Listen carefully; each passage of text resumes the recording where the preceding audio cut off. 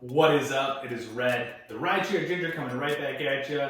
And said that might be the last time I said that last time, but we got to come up with a new name for the channel going forward. So if you have any input on that, let me know.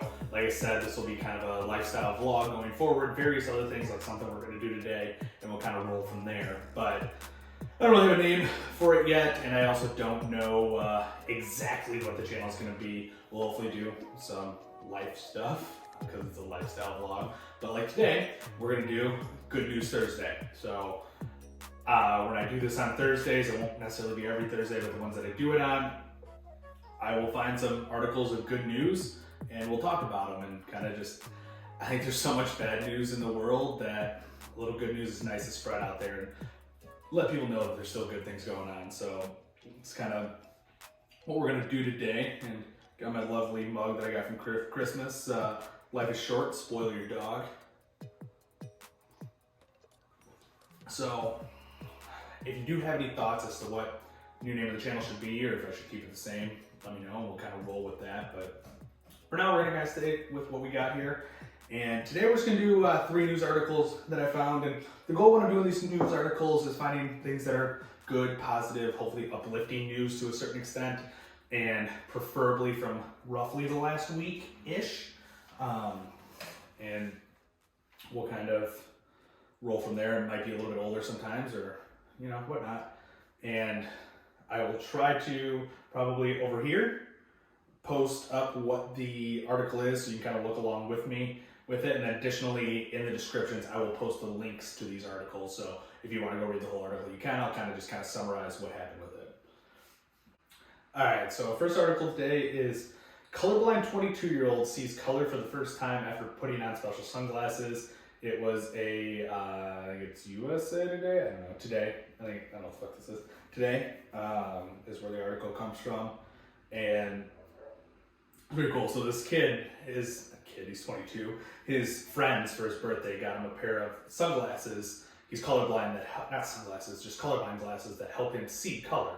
And dude, like on this, there's a video of him watching it or using them. There's a video of him and he is just freaking out. It's pretty cool to listen to, and like it's just excitement. I mean, to see color for the first time, I can't even imagine. I mean, I obviously see color and I'm not colorblind, so I don't know. I take it for granted, I'm sure. And to be able to see it for the first time, like he is ecstatic. He's running around like just freaking out about it. It's pretty cool. So the guy's from Georgia. His name is McKinley Mac Irvez. It's in the article, you can take a look at it. But yeah, it's pretty cool. His friends got him colorblind glasses for his birthday, and I mean, it's pretty cool. So it says he discovered he was colorblind in middle school, and when he took color blindness tests, and he never noticed before. But I mean, once you know, you know. And said this is probably one of the best gifts I've ever received in my life. It's life altering. And I mean, I would imagine that to me, that sounds pretty damn cool to be able to see color when you've never seen color before. So that's the first article of the day. All right, article number 2, it's again on Today, the website Today. I gotta figure out what Today is, but I think it's like a morning show, but whatever. The article is Texas School District opens free grocery store to help disadvantaged students. So it's pretty cool. So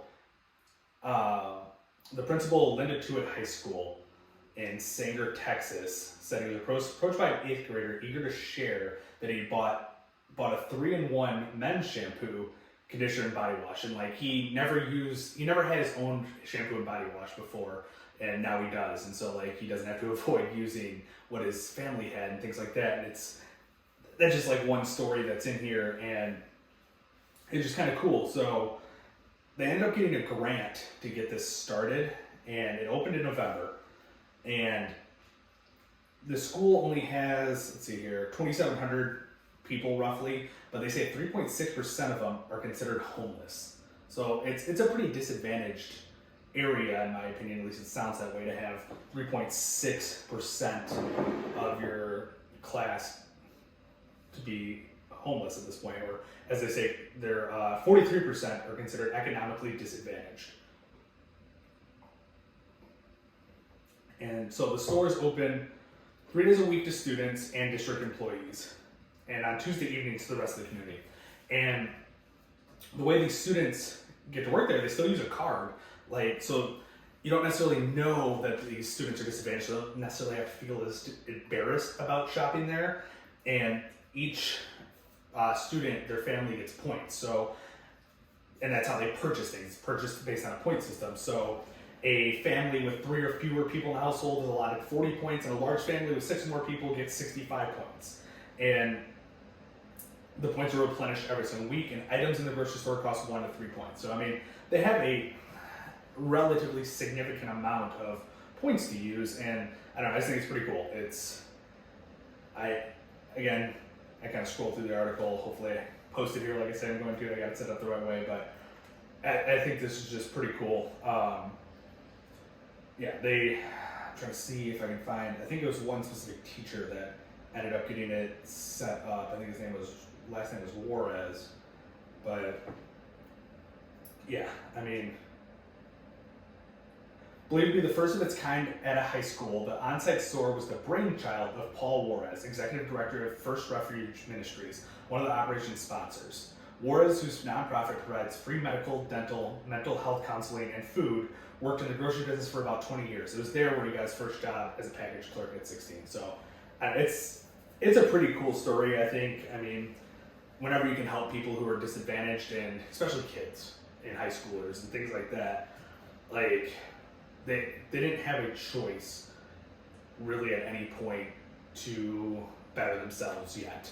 When they're that young, they're kind of just put in the situation that they are. So to have a means to get things, and like this kid, I mean, he just felt so cool because he said the first thing he did was he said, "Hey, look in my hair." The principal, Anthony Love, recalled in an interview Tuesday. So I looked at it and it looked clean, but he was excited about it because it was the first time he's ever had his own shampoo. Like, that's just pretty cool. And I'm sure that kid feels great about it, and it just helps them to a certain extent. And I'm sure some people might have a little bit of a negative view on this situation because you're just giving things, but I think it's a great situation and it's helping kids out overall. All right, the last story that we have today is on MSN.com. Looks like it was a story in People, and it says it was posted 6 hours ago, so pretty recent. And I think this one will kind of strike it home with what most of us following probably still is at this point, and it's Uber passenger looking to put good out in the world helps driver graduate twice. And so it's a pretty cool story. In May of 2018, Uber driver Latanya Young's passenger changed her life. So the passenger was Kevin Ash, and Latanya was trying to pay off her electric bill so then she could attend college and get her associate's degree and kind of progress through life and stuff. And they kind of had a conversation about this, and at the end of the ride, it's only a 20-minute ride. Let's see here, it's from an Atlanta United soccer game, so they live in Atlanta. And at the end of the ride, he gave her a $150 tip to pay off her electric bill. Kevin Ash did, which is pretty cool to begin with, just get a $150 tip, and that's pretty awesome. And then the two kept in touch, and a couple weeks later, Latanya texted Ash that she tried to register for classes, but the school said she couldn't enroll until an outstanding balance was paid.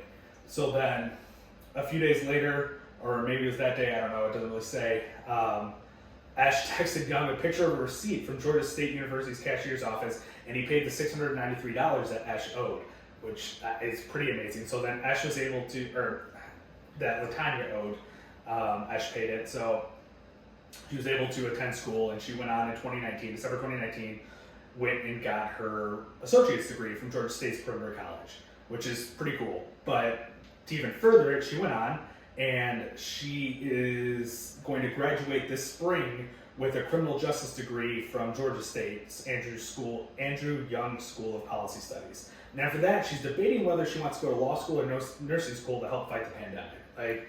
So this man's less than $1,000. This guy paid $150 tip to her to help her pay off her electric bill, and then paid $693 to go ahead and help her get started back in college. And he's probably changed her life forever at this point. And it's that's a significant amount of money to some of us, but to other people it's pennies. It's very insignificant. And to me, less than $1,000 to change someone's life, that's pretty amazing. And Young said, I gained a friend, she said, of her bond with Ash, and Ash said, I'm so incredibly proud of her. The ultimate payback that I get is watching her graduate. And it's pretty cool. They got a picture of them at her graduation together from her associate's degree. And then, like I said, she'll be getting that bachelor's degree this spring. And I don't know, it's pretty cool.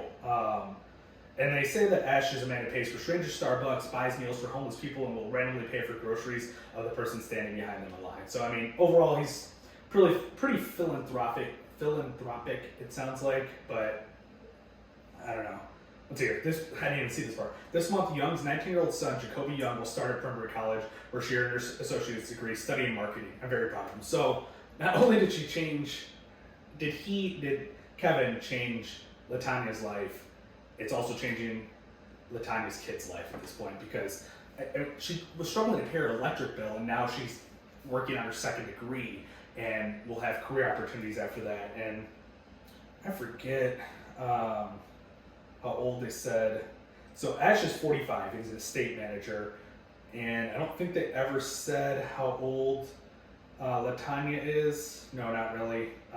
Maybe it's somewhere in here, but her son's 19, so she's probably close to 40, somewhere in there, mid 30s to early 40s would be my guess. And yeah, I mean, now she's got a degree and prospects, and working on a second degree to get more prospects, because we all know an associate's degree probably doesn't do a whole lot for you, but getting a bachelor's degree definitely does. And it all started from a kind stranger on an Uber ride. That's kind of the good news I got for you this week. I thought those were three pretty good articles, pretty cool stuff going on out there, and I think that last one probably will resonate with a lot of you. And yeah, like I said, I probably won't do that every Thursday, but the Thursdays that I hop on here, we'll probably do a Good News Thursday. And I know it's kind of weird right now with everything that just happened yesterday with the Capitol and all that good shit, and it's obviously not good news with someone dying, but I think it's still good to find good news out there, and to it's tough to find sometimes. It's tough to find good news, and if I can put a bright spot in your guys' day for this point in the week, for this 10-15 minutes you're spending with me, then that's great.